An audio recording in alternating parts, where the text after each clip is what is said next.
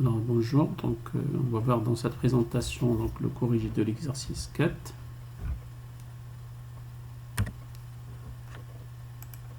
Alors très bien, donc qu'est-ce qu'on vous demande au niveau de l'exercice 4? C'est de calculer les limites des fonctions suivantes. Alors on va commencer par la question θ. Alors on vous demande de calculer la limite quand x tend vers 0 plus à droite, donc c'est 1 sur x moins ln de x. Alors ici il y a deux façons, donc la première méthode, donc on va calculer directement donc, la limite quand x tend vers 0 plus de 1 sur gtx moins ln de x égale à tout simplement limite quand x tend vers 0 plus de 1 sur x moins limite quand x tend vers 0 plus de ln de x. Alors par la suite vous calculez la limite, donc 1 sur x c'est 1 sur 0 plus c'est plus l'infini, moins, alors limite quand x tend vers 0 plus de ln de x c'est moins l'infini, donc moins ça donne plus, donc je tiendrai donc plus l'infini égale à plus l'infini tout simplement. Alors la méthode 2 donc également c'est possible, donc envisagé, donc c'est le changement de variable.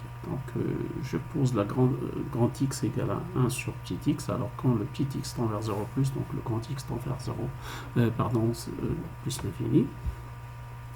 Alors limite quand petit x bien évidemment tend vers 0 plus de 1 petit x, 1 sur petit x moins ln de x, c'est tout simplement égal à la limite quand le grand x tend vers plus l'infini de grand x moins ln de 1 sur grand x égale donc la limite quand x tend vers plus l'infini de grand x bien évidemment c'est x moins ln de 1 sur x, c'est tout simplement plus ln de x. Donc, voilà. Et vous faites les calculs par la suite, alors vous aurez égal à plus l'infini égale à plus l'infini. Bien évidemment j'obtiendrai la même solution que la première méthode. Alors pour la question petit b, on vous demande de calculer la limite quand x tend vers moins l'infini de la racine carrée de x carré moins 4x plus 3 moins la racine carrée de x carré moins 3x plus 2. Donc vérifiez tout d'abord si vous avez une forme déterminée ou une forme indéterminée. Alors si vous remplacez, donc vous aurez plus l'infini moins l'infini, donc forme indéterminée, donc il faut penser à une solution pour calculer cette limite. Alors ici on vous propose donc une seule méthode, donc c'est tout simplement multiplier par la partie conjuguée. Alors la partie conjuguée de la racine carrée de x carré moins 4x plus 3 moins la racine carrée de x carré moins 3x plus 2, c'est tout simplement c'est la racine carrée de x carré moins 4x plus 3 plus la racine carrée de x carré moins 3x plus 2. Alors je multiplie par la même partie dans la partie, donc en fait en haut c'est le numérateur et dans le dénominateur donc par la même chose, et je fais les étapes nécessaires. Alors faites les étapes nécessaires et les calculs, donc j'obtiendrai à cette étape là donc moins x plus 1 sur la partie conjuguée, donc la racine carrée donc de x carré moins 4x plus 3 plus la racine carrée de x carré moins 3x plus 2. Et ensuite qu'est-ce qu'il faut faire? Donc je vais donc factoriser par moins x dans la partie donc en haut, donc dans le numérateur. Alors j'aurai moins x facteur de 1 moins 1 sur x également dans la partie conjuguée, donc je factorise par x carré. Alors tout simplement j'obtiendrai donc le x carré facteur de 1 moins 4 sur x plus 3 sur x carré, plus la deuxième partie c'est x carré facteur de 1 moins 3 sur x plus 2 sur x carré. Alors ensuite qu'est-ce qu'il faut faire? Donc je vais donc sortir le x carré, donc j'obtiendrai la valeur absolue de x. Attention à ça, puisque x tend vers moins l'infini, donc la valeur absolue c'est moins x. Alors ensuite, qu'est-ce qu'il faut faire? Donc je simplifie par le moins x. Voilà, et j'aurai comme résultat à la fin, donc c'est égal, limite quand x tend vers moins l'infini de 1 moins 1 sur x. Donc quand le x tend vers moins l'infini, c'est bien évidemment c'est 0, donc j'obtiendrai dans la partie numérateur c'est 1. Et la même chose ici, donc dans la partie du dénominateur, en fait c'est 1 moins donc les 0, donc j'obtiendrai 1 dans la première partie, plus également la même chose 1, donc 1 sur 1 plus 1 ça donne 1 sur 2. Voilà donc la solution de la question. Alors très bien, pour la question petit c, donc on va demander de calculer la limite quand x tend vers 0 plus à droite, donc de x, l'exponentielle de 1 sur x. Donc ici, donc, si vous faites les calculs, vous aurez forme une forme indéterminée, donc c'est égal à 0 fois plus l'infini. Alors, la méthode envisagée, donc à mettre en évidence, on va faire un changement de variable et ensuite on va appliquer la règle de l'hôpital. Voilà. Donc, le changement de variable, c'est le grand X, on va poser le grand X égale à 1 sur petit x. Donc, quand le petit x tend vers 0 plus, donc le grand X tend vers plus l'infini. Alors ensuite, vous faites les calculs. Donc, alors limite quand x tend vers 0 plus de x, l'exponentielle de 1 sur x est égal à la limite quand le grand X tend vers plus l'infini de 1 sur x, l'exponentielle de grand X. Alors ici, vous aurez toujours une forme indéterminée, c'est l'infini sur l'infini. Alors qu'est-ce qu'il faut? Il faut penser à une solution, on va appliquer, c'est la règle de l'hôpital. Alors la limite quand x tend vers 0 plus x, l'exponentielle de 1 sur x, égale à la limite quand x tend vers plus l'infini de l'exponentielle de x sur x. Alors dérivé, donc f de x, c'est l'exponentielle de x, c'est l'exponentielle de x. Au dérivé g de x, c'est x, donc vous aurez 1. Donc automatiquement, donc qu'est-ce qu'il vous reste donc, à calculer? C'est la limite quand le grand X tend vers plus l'infini de l'exponentielle de x, ça donne plus l'infini. Voilà donc la réponse à la question petit c. Alors pour la question petit d, c'est la même chose, mais tout simplement on change. Donc ici les x tend vers 0 à gauche, donc 0 moins, de x l'exponentielle de 1 sur x. Alors vous calculez directement. Alors la limite quand x tend vers 0 moins de x l'exponentielle de 1 sur x, c'est 0 fois alors 1 sur x. Donc c'est 1 sur 0 moins, c'est moins l'infini. Donc l'exponentielle de moins l'infini, c'est 0 tout simple. Très bien, alors on va passer maintenant à la question petit e. Donc on va demander ici de calculer la limite x tend 0 à gauche, donc 0 moins, donc de la racine carrée donc de x carré ln de x. Alors ici on a une forme indéterminée, c'est 0 fois l'infini. Alors la méthode qu'on va adopter, c'est on va faire un changement de variable et par la suite on va appliquer la règle de l'hôpital. Très bien, alors comme x tend vers 0 moins, donc la valeur absolue de x égale à moins x. Alors limite quand x tend vers 0 moins de la racine carrée de x carré ln de x, en fait la valeur absolue, donc ln de la valeur absolue de x égale à limite quand x tend vers 0 moins, moins x ln de moins x.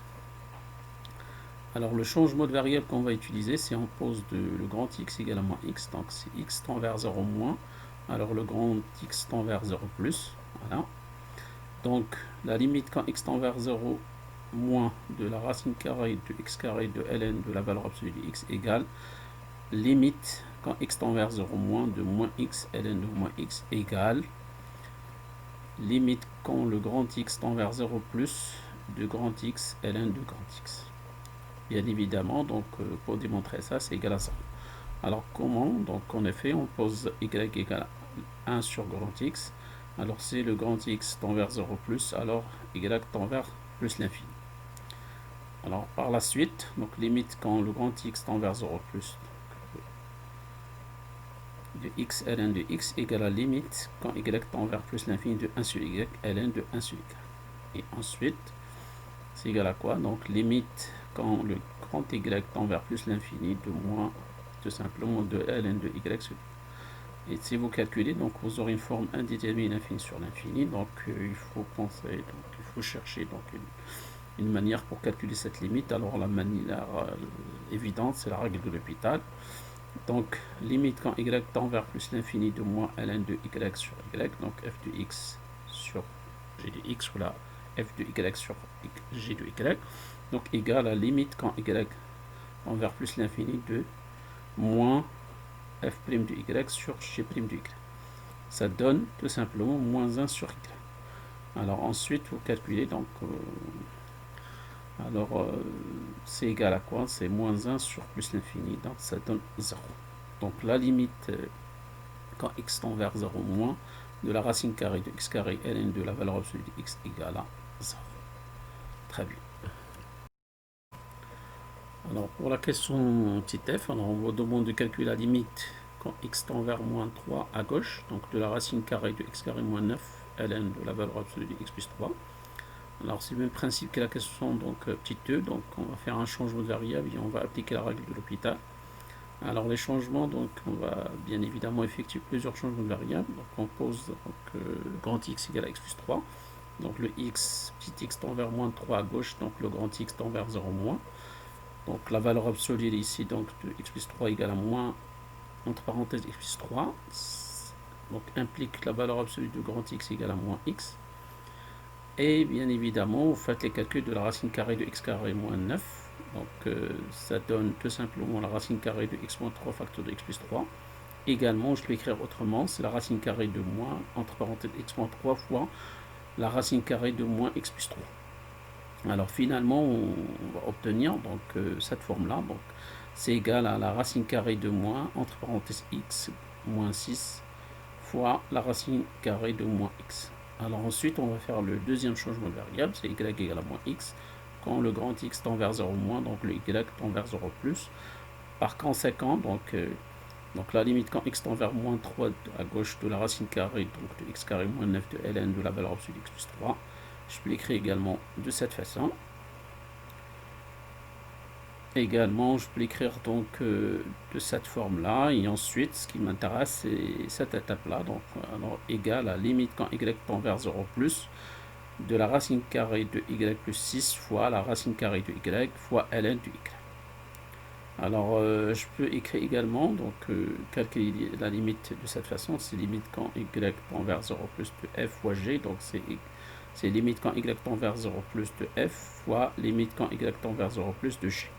Donc il faut calculer les deux limites bien évidemment. Donc alors la première limite, c'est limite quand y tend vers 0 plus de la racine carrée de y plus 6, ça donne la racine carrée de 6.